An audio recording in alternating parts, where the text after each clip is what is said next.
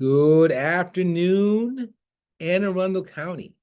Good afternoon, America. Welcome to episode 37 of Promoting Don't Get Fooled Again with Class. I'm your host, Anthony Bynum. The name of our production company is the Glen Burnie Players. These are our exciting times here in Anne Arundel County. First of all, we wish everyone, we hope, rather, we believe that everyone should have, always has a beautiful, beautiful Christmas. And New Year's is right around the corner. So we wish everybody a happy New Year. It's Monday, to be exact. Now, some things we want to address before we start the show. We want to do a shout out to our affiliates. So we have Amherst Media in Amherst, Massachusetts, and Greenbelt Cable Access in Greenbelt, PG County, Maryland. So we want to say hello to those fine people. Around the corner, we're going to get Maryland Men of the Cloth. It's going to be edited and it's going to get back to us. I know I've been saying that. Sometimes these things take a little bit of time, but it's going to happen.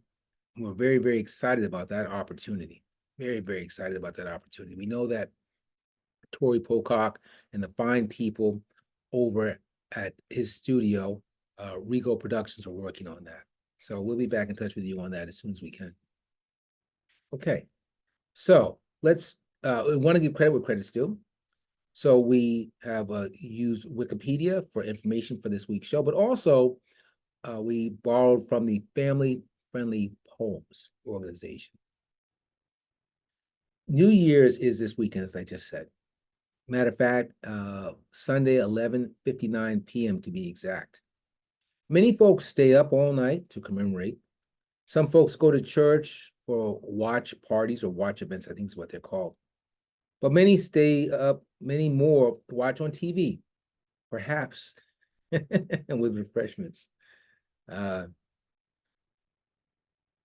going to go to screen share right now, and then we're going to go on with the rest of this episode. Okay. One song that remains standard is one called Auld Lang Syne. That's A-U-L-D.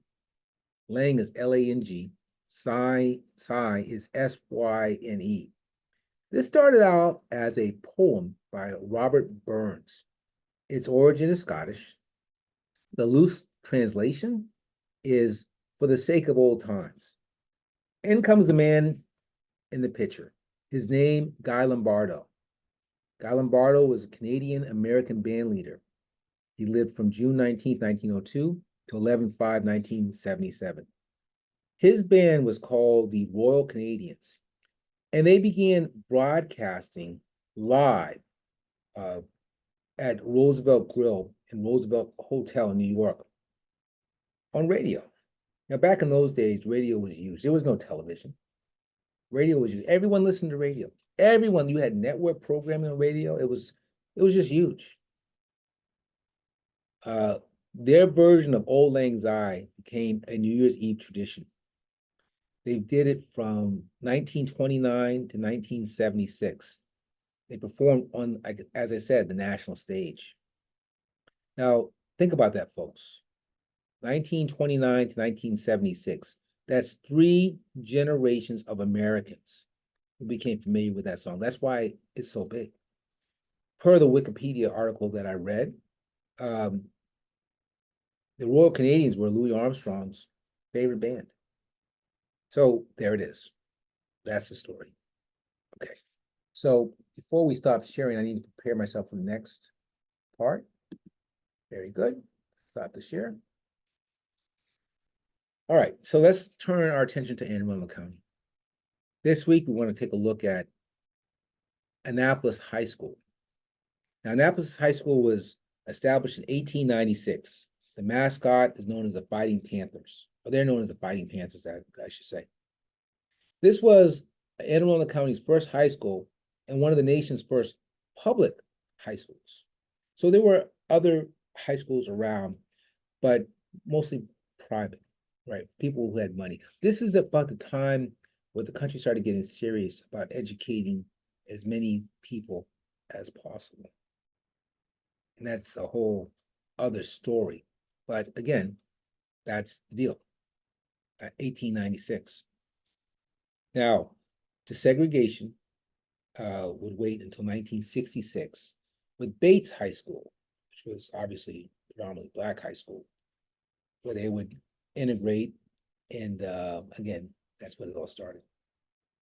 Initially, the school occupied a brick building, but post-World War I led to a population surge and new construction. The football team goes back to 1896. It's rated, the school today is rated by Newsweek as one of the best high schools in the country. So, oh, you know what? I never did. I never shared my screen. So let's get you a quick look, okay?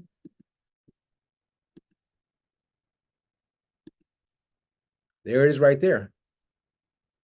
Annapolis High. You see over there the Panthers. You can see a picture down here where it's located. Yes. And at some point in time, they were school champions, according to that. Okay. Let's go ahead and shut that down. And I'm going to stop sharing. So that brings us to the last part of today's show. I want to read a poem about New Year's. So this is noted. We got this from the Family Friendly Poems organization. It's called Happy New Year. It's written by John P. Reed. I'm going to go ahead and read it to you. Brush away old heartaches. Learn from our mistakes. Another year is finally over. A new dawn awakes. Let the old year out. Welcome the new one in. Bury the bad things of the past as the new year now begins. Make your New Year wishes as simply as you can. Pray for peace and love, not for wealth or fame. Pray for health and happiness. Pray for your fellow man. Pray for all the ones you love. Pray for those who've lost their way. As the midnight hour chimes, we leave the old and embrace the new. I wish the things you wish for yourself, and may God's love stay with you. And again, that's Happy New Year, written by John P. Reed. As a matter of fact, it was published by the Family Friend Poems group, December of 2018, with permission of the author. So, just to recap, Happy New Year. For everyone here, the Glen Burnie Players. Again, I'm Anthony Bynum. Until next time, bye-bye.